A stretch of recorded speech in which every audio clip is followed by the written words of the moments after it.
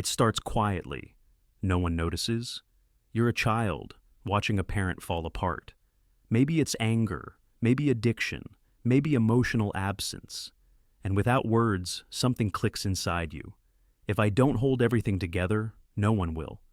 This is how a child disappears, not physically, psychologically.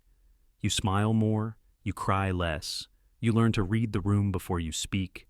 You become the emotional thermostat of the house, and the world praises you for it. You're so mature, you're so strong, but no one asks. At what cost? This is the invisible grief of children who grew up too fast. Psychology calls this parentification, when a child becomes the caregiver, the peacekeeper, the emotional support.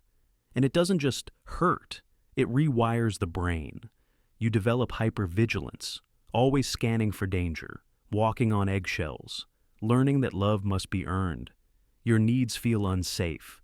Other people's emotions feel urgent. So you disappear emotionally and replace yourself with a high-functioning version that performs. The good child, the responsible one, the therapist friend. But the child you buried didn't die.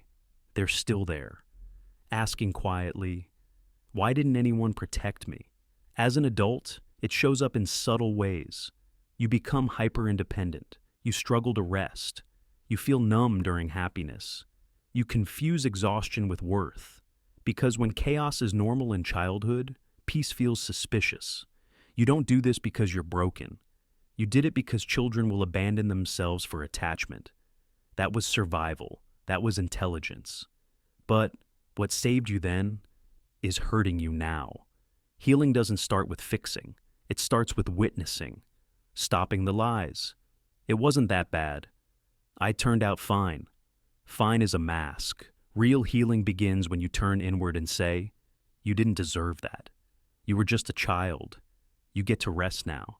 This is shadow work, not positivity, not performance, but allowing the grief you never had time to feel.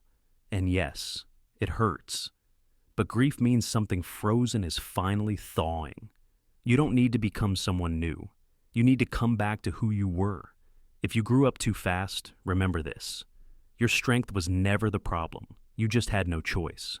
Now you do. You can choose softness. You can choose rest. You can let the child you were finally come home. You never had a childhood, but you still have a future, and this time, you get to write it.